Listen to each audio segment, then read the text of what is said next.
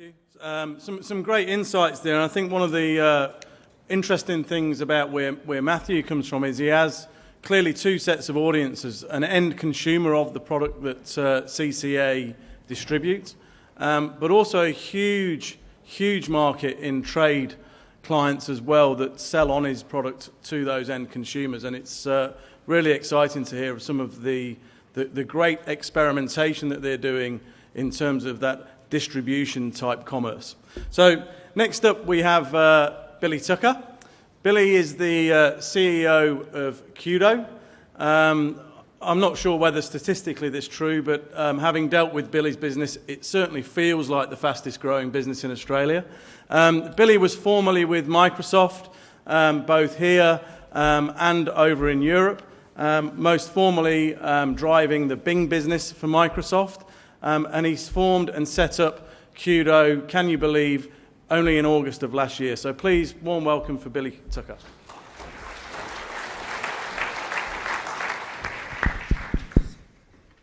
You hear me okay? Can. If you can, we'll play guess the accent. So we've had two so far. Mine is from Scotland. I had literally never heard of the MCG until today. We have no interest whatsoever.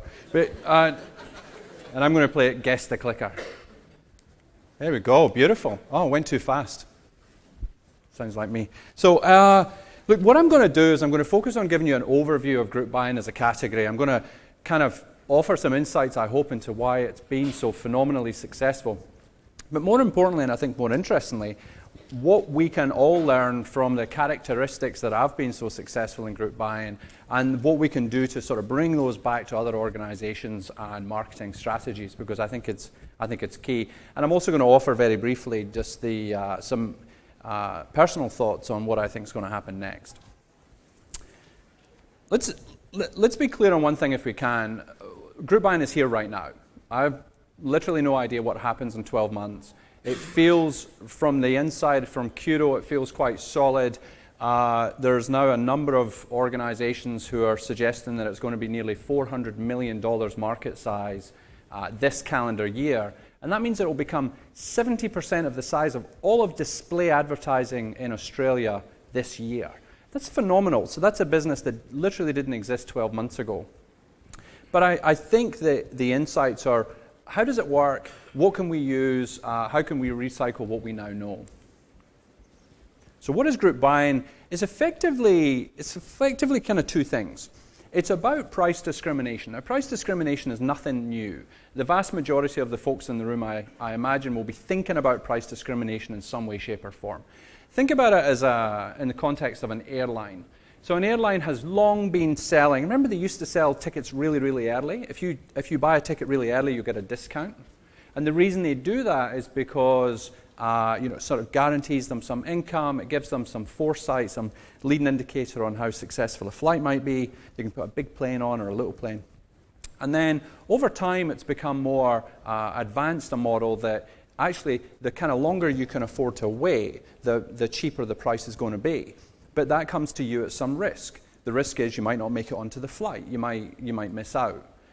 But if you're willing to take that risk, and if you have enough flexibility in your schedule, then you can potentially save some money. That's the price discrimination. The second part is the price-sensitive audience. Now, the price-sensitive audience is key here because the more price-sensitive you are, the more willing you are to do work or to take risk to get a discount.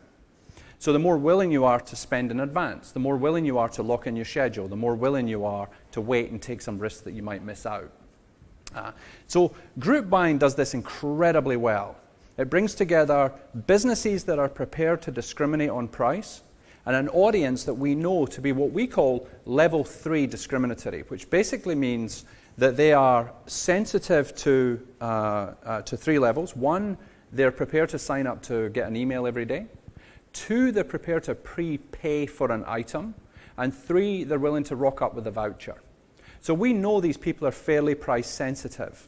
And that probably translates to an individual who's willing to drive 15 to 20 to maybe 50% further to get to a venue to try it, should they get access to a discount. So you can kind of see how the platform is this sort of perfect storm of bringing price discrimination, bringing a price-sensitive audience, and bringing it together in such an effective way on this platform that it just has really spiraled. It's done incredibly well. There's a couple of other factors. From an individual's point of view, groupthink is really important. So when you see that ticker going on that says, hey, 200, 300, 400 people have now bought this item, then the typical reaction is, geez, what am I missing out on? What does everyone else know that I don't know? And then instant gratification, although you don't use the voucher right away, you get the voucher, you've secured the deal. And that's really important for people to feel like they've got that instant gratification that we all love. And instant gratification, interestingly, if we all think about why Dimmock's physical store versus Amazon that you know is going to be significantly cheaper, it's because you get it now. But if you can secure the access to the discount now, it kind of feels the same. There's another four little principles that I'm just going to bring up here, and I'm going to talk about them kind of briefly. These are the ones that I think we can almost learn most from. The one on the top left, it's a cupcake. I did that. I'm kind of sad that I didn't use Prezi, because I'm watching Twitter, and everyone was really impressed by Nicholas's Prezi presentation. So the first one up there on the top left is about focus. And it's about limiting the number of offers that you have available at any one time. It's kind of like going into a store and Kohl's getting rid of all the other brands of washing powder because they just want to sell some Omo. And they're really going to do that. So it's about really focusing people and eliminating the paradox of choice that says, if I have 2 choices, I'll pick one. If I have 10, I'll pick none. So focus is important. Timely is also important, making offers time-bound.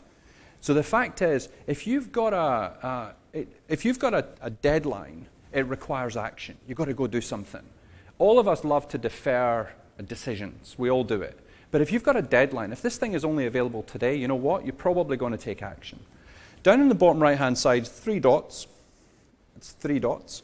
Is scarcity. So we don't often use the scarcity method, but quite often you can say, hey, there's only 500 of these things available. We've now sold 480, so there's only 20 left. And scarcity will really drive people to action. Like, geez, I really want these last 20. And then the last one is 57 signals. That's the name of my personal blog, and I'm really becoming increasingly passionate about, now I've got to just say up front, I actually heard about 57 signals from someone else. So I've blatantly stolen it. It happened to be available as a .com. But Google have recently started talking about 57 signals of personalization. And the notion here is that when someone reaches your site, your premise, whatever, there are 57 different signals that indicate what that individual might want. And I think this is really powerful. I have a tendency to rattle on, so I'm going to have to do this quickly. So how large is the opportunity? Still on group buying for a second. Well, look, the idea here is that if you just take capacity, so 64.8% of all rooms available in the quarter from December through February in Australia were occupied as an average in hotels. That's a fair amount of spare capacity. If you combine that spare capacity with a relatively low marginal cost of sale, a relatively good upsell opportunity and the possibility of some loyalty, you'd be willing to forgo a fair amount of your rack rate to secure a new customer who may become loyal, who you can treat like a star, who you can upsell to your restaurant. And this is why group buying is really compelling for a lot of businesses. Importantly, they should have low marginal cost of sale, some upsell and some loyalty. They don't always have that. They kind of get them starry eyes and think, geez, I just really want lots of money. But to make this sustainable, that's the model.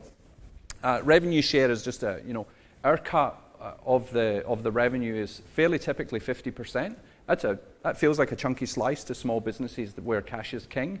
But that's what it costs to run our business, and that's how we operate. But if the opportunity is as large as the capacity of Australian business minus the average occupancy with a factor of those 4 things, it's a fairly big model, fairly big industry. So let's talk for a bit about social, because I think what's kind of interesting, certainly to me, is as a group buy-in business, we're actually really not awesome at social. We talk about group buying, not social commerce, and I think the evolution of group buying is for it to become social commerce. But today we have a tendency to broadcast, and I think this is fairly common. Quite a lot of businesses like to broadcast. And part of the challenge of this broadcast is people like to show their friends how savvy they are, but they don't necessarily like to show their friends how cheap they are. So, or that they're getting IPL treatments and whatever else. But the fact is, when you truly engage the audience, and I don't know if you can see anything about this, but this was last Friday night, or the Friday before, 2 guys in our business rocked up with fake snakeskin boots and decided to have a little competition to see who on Facebook would think was the winner in the hideous snakeskin boot competition, because literally they're both hideous. And what was incredible was just instantaneously the momentum would start on Facebook. And from a commercial point of view, 76,000 impressions, that number will be much more now, actually has genuine value. So, unfortunately, social needs to be commercial too, right? And the way we need to think about how we invest our time and energy in social is for a set of commercial outcomes. And 10,000 impressions over here just doesn't cut it. So we've got to think deeply about how we truly engage the audience in a commercial way to get to commercial outcomes. But it looks more like that and less like that. Apologies now for not having all the answers, unlike Mike Prasad earlier, who truly made me feel like a moron while I was sitting down there. But so this here on the right also comes with new risks and new challenges to big business. I had a business breakfast with a company last week, and they were super concerned about, so what happens, when we get into this engagement mode? What really happens? What are the risks? And look, the risks are great. Let's not kid ourselves. But it's a whole new set of risks. It's not a redefinition of the old risks. But regardless of how you engage, if you're not deeply involved in social and deeply engaged with your audience, you're just missing out in the conversation, because they're already talking about your brand. We know this. So what's important is that you find ways to measure the sentiment and to engage with them. And you can choose. Your energy levels, your available resources might dictate that you only ever engage in the most unhappy customers when they express the deepest unhappiness about your brand. So, for instance, on the top right, I will engage quite often with Twitter, the Twitter sphere. I'm going to use all the wrong terms here. The Twitter sphere about when they express dissatisfaction with the Kudo brand. I'd love to engage more when they're happy, but time allows, it just doesn't make sense. But measuring sentiment, engaging with people, and more importantly, actually giving them a platform to trade views on is key. And a business like ours, our Facebook page now has about 42,000 followers, but they deeply engage. They don't talk about the offers that we have on necessarily, as we'd love them to, but geez, they talk about when they're unhappy. And that's an awesome platform for us to help manage that sentiment and really manage them to the right outcomes. We monitor, we moderate, we literally never astrosurf. And if everyone either is or is not familiar with the term, this is this notion of fake grassroots, Kudo is awesome on Facebook from one of the staff. So we never do that, and it's something that you've got to be, where authenticity is one of the key pillars of social, never. It does bring new risks, but I think they're somewhat similar but faster than the old risks, and I think corporate Australia needs to just kind of get used to that idea. Should the inevitable event you fear most happen, you'll be glad you've got a social platform, and it's an awesome way of convincing the boardrooms in Australia that they really need to invest effort and energy and money into creating an explicit social strategy, because when this happens, you will be happy. It will make a big difference. So let me just go on and talk for a second about, this is an example that I use. This is our viral loop. So we talk about viral loop, the circle of shiny, as Mike called it earlier. This is our viral loop, and we haven't yet, I've got to be honest, we haven't yet fully figured this out. Now, we want people to talk about offers. We want them to go tell their friends about offers. And there's a funny thing that happens when people get upgraded. How many people in the room have been upgraded by Qantas? A lot of people, right? You get upgraded. And the first thing that I find people do when they get upgraded to first class on that fantastically hideous LAX route is they want to tell their friends. They want to tell everyone. In fact, what they're saying is, I am a cheap arse. I did not pay for my first class seat, but I've scored one. And What I think is really interesting is what you do next is you get on the plane. The last thing you'll do is mention to the dude sitting next to you that you got an upgrade. At least I think that's true. That's certainly true for me. But you want to tell your friends, but you don't want to tell the guy sitting next to you. So what's up with that? And I think there's a real key to to Curo's own viral loop there that we need to really deeply think about. Social is the new sort of psychological battleground. And the viral loop and interrogating why this is the case is going to be key for us. That becomes our ICBM.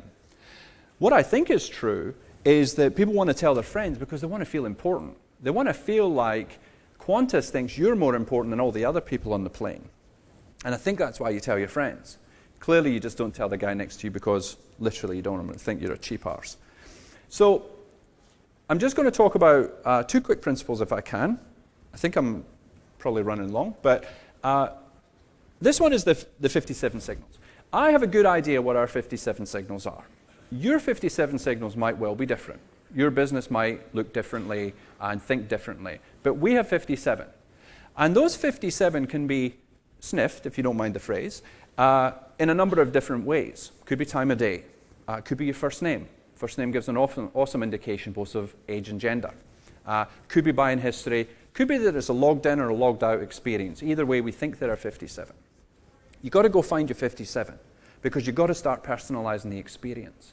Because if relevance and perceived relevance is key to social and key to people's genuine engagement, then this is really important.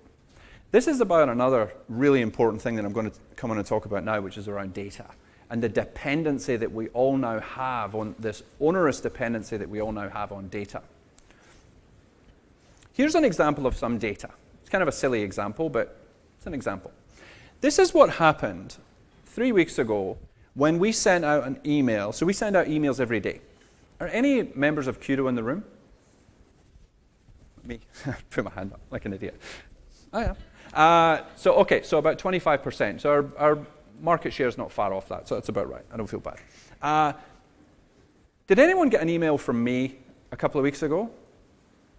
I think you'd have to live in Sydney and be a particular demographic if you did. So one of our guys kind of cocked up and sent 40,000 emails from my account. And it did a couple of weird things. So it was kind of an interesting test that we were somewhat passengers in. First thing was, emails from Billy Tucker versus all other emails, open rates increased 55%. 55% uplift in open rates. That's awesome. As most people were going, who? Who is this guy? But more importantly, click-through rates increased 172%. I'm a trusted source of great deals. You have no idea how many people said, really? You think I'm interested in this? But actually, there was another data point. Out-of-office replies received by Billy Tucker on any given day shot up to 1,800 on that day. That was annoying. But I think what's the key message for me in this test that we ran in a very professional way is there was a lot of learnings in that. And our ability to test and to learn and to innovate and to iterate faster than the competition will be our key competitive advantage. That's another quote I've stolen from someone else. But it will be our key competitive advantage. We've got to learn faster than the rest. And we've got to test more, and we've got to trial more, and we've got to be more guerrilla. So those were the 2 principles that I wanted to talk about. Lastly, and very briefly, I want to talk a bit about how I imagine the category evolves from where it is today to where it's going next. Just as a bit of an insight, I should mention that there is something slightly adjacent about the business Get Price to group buying, where Get Price was a truly individual activity and somewhat reactive to a notion of want to purchase, to group buying that becomes more of a collective and proactive activity. But there is somewhat of an evolved view of the category. So it's not like the entire category is brand new. Today, it's fragmented. Today, it's focused on metro. It's very broad and deal a day. Very broad can feel very irrelevant. Sometimes you get emails and you just think, hell, why have I not unsubscribed yet? And that's a real battle that we have as a business to make our offers more relevant, more targeted, more personal. And right now it's deal driven. It's about who can snag the best deal from the best merchant. The evolution of the category is for it to become more social, to evolve from group buying to social buying, to social commerce, which is super important. Hyperlocal. I think buzzword bingo, I probably just scored a point. And hyperlocal is really important, and of course, personalized. And then lastly, I truly believe this, and our investments reflect it. Whoever makes the best use of data in our category will win.